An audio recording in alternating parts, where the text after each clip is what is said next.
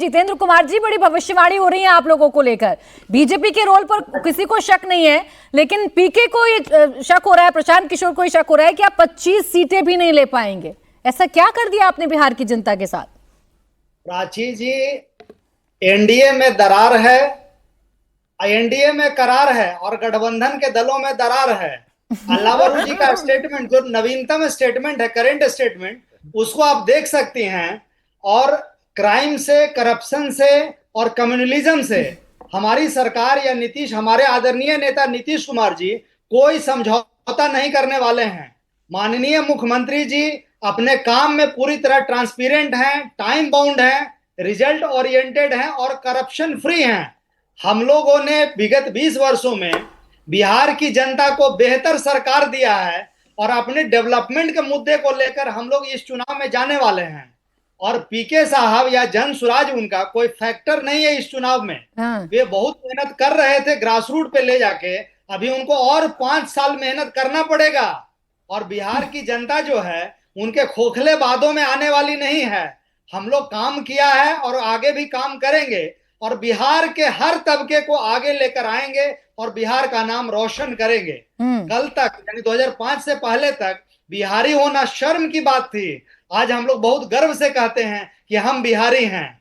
विगत 1.5 दशक में हम लोगों ने ग्रोथ रेट को, यानी जीडीपी के ग्रोथ रेट को 14.47% पे मेंटेन किया। जितेंद्र जी, आपने समस्या नहीं सुनी। अभी पवन जी ने बड़ा क्लियर बताया था। समस्या ये है कि नीतीश कुमार जो बड़े भाई की भूमिका में थे, आप लोगों को पता ही नहीं चला। धीरे धीरे आप छोटे भाई कब बन गए, इस बात की चिंता हो रही है ना बिहार वालों को। परिवार के कभी रिश्ते नहीं निभाए, वो परिवार नहीं समझ सकते। बड़ा भाई और छोटा भाई की लड़ाई नहीं है, यह लड़ाई महागठबंधन में है। आए दिन महागठबंधन के घटक दलों का स्टेटमेंट आप सुनते रहती होंगी। अल्लावरू जी ने क्या बोला है कि भाई हम तेजस्वी को सीएम फेस नहीं मानेंगे, बिहार की जनता डिसाइड करेगी कि बिहार का सीएम यानी इंडी गठबंधन का। चलें ठीक, आप श्योर है ना कि नीतीश कुमार अगले सीएम बनने जा रहे हैं? आप तो श्योर हैं?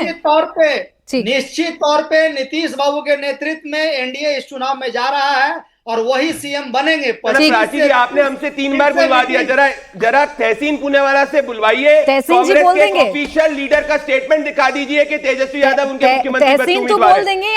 तेजस्वी जी तो गाड़ी तक चला दी, यहाँ एजिया जी को शायद नहीं बोल पाए। यहाँ एजिया जी को शायद याद होगा, फिर मैं धीरेन्द्र जी के पास जा रही हूँ। यहाँ एजिया जी को शायद याद होगा, वही बता दें। वो तो अपने साथियों के स्टेटमेंट को सुनती होंगी। एजिया जी, यहाँ आपके जो विरोधी हैं वो आपसे जानना चाह रहे हैं कि कोई एक स्टेटमेंट बता दीजिए जब कांग्रेस के किसी नेता ने ऑफिशियली ये कहा हो कि तेजस्वी को हम सीएम बनाएंगे।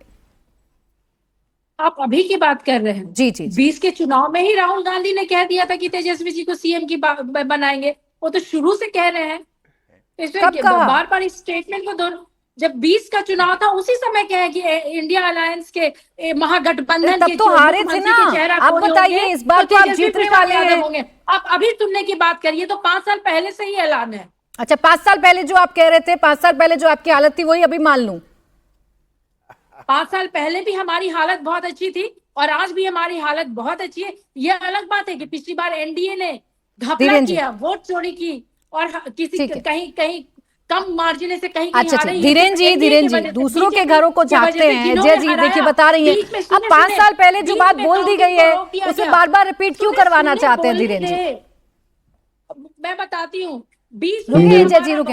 एजिया जी सुनिए, आपने जो बात कही, जो स्पष्टीकरण दिया, ये बहुत अच्छा वाला, जो कांग्रेस के नेता अभी नहीं दे पा रहे हैं, उसका जवाब दे रहे हैं धीरेन्द्र जी। बोले धीरेन्द्र जी। चुनाव की क्या जरूरत है? अभी चुनाव होना ही नहीं। देखिए, नाम लेने से कोई फर्क नहीं पड़ता है। राहुल जी ले ले तेजस्वी जी का नाम या तेजस्वी जी ले ले राहुल का नाम, दोनों फ्यूज बल्ब है।